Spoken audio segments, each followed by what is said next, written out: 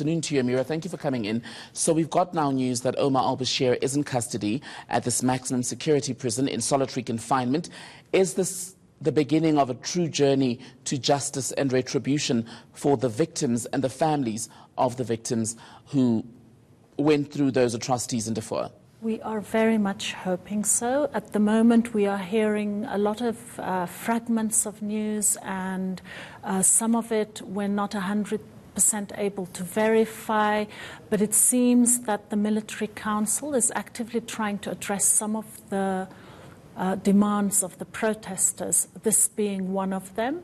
And that is what we've heard, is that he is now held at Kobar prison. For those of us looking on at the situation in Sudan at a distance, with your knowledge now of the situation on the ground, do you have the sense that Al-Bashir is likely to get more of a fair trial at home or abroad at The Hague? This is a very controversial issue, and I have mixed feelings about it, and I know that my feelings do not necessarily represent the overall views. Some people feel very strongly that the crimes were committed in Sudan and that we need to set up structures so that he is charged in the Sudan and not anywhere else. Some people believe that if he is removed from the country, it might actually give the country a better chance, rather than focusing on retribution, as you mentioned, to focus on the building up of proper structures, dismantling the deep state, the damage that Omar al-Bashir's regime has done in the Sudan over 30 years. Al-Bashir may have been removed by the army on Friday, but it was the regular folk of Sudan who began those protests in December. Originally, these were demonstrations sparked by a rise in the price of bread. Now you've got a situation where there's a military transitional council that is in power in Sudan. The citizens are continuing to camp out, saying they want civilian rule. The military making some concessions, removing several officials that are found to be rather controversial for the citizens, but still no total agreement on the way forward. When you look at this now, do you get a sense that an amicable solution to the political crisis in Sudan is within reach? I'm sensing that the military council at certain times says all the right things to pacify the protesters who are not moving from their sit-in at the army headquarters. And I think because of the awareness and the knowledge of what has happened in other countries that have protested in the region, and in some cases it led to immense instability and just a breakdown of the state. The protesters are very aware that they don't want that to happen. We are hoping, we can't guarantee, but we're hoping that the military council also shares that sentiment. It is at least what they are saying.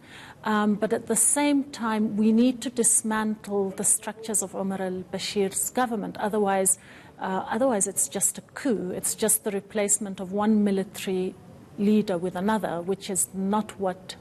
there have been so many sacrifices made, so many people have died. For us who have supported this from a distance, we have really made a lot of effort to bring awareness to the issue, to disseminate information. People outside of Sudan have supported financially.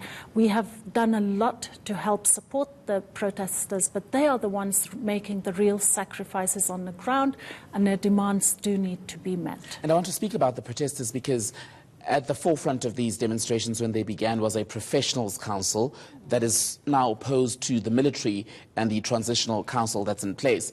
There isn't a single political figure or party that is leading the demonstrations. So what becomes of the structure of governance in Sudan in a post-Bashir, post-military era?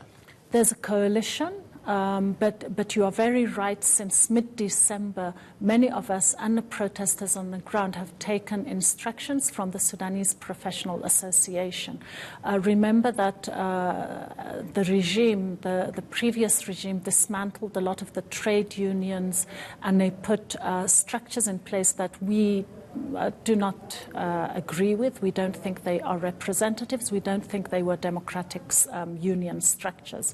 So over the last few months, all of our professional organizations, they aren't real organizations because they were dismantled, but we've been trying to set up those organizations again, trying to organize ourselves better in the Sudan and outside of the Sudan. And that has been one benefit, I believe, of this long drawn-out process, despite the fact that it worries us because the situation is so fragile. But we have actually been in a better position to better organize ourselves. And I'm sure that on the ground now there's a lot of negotiations happening.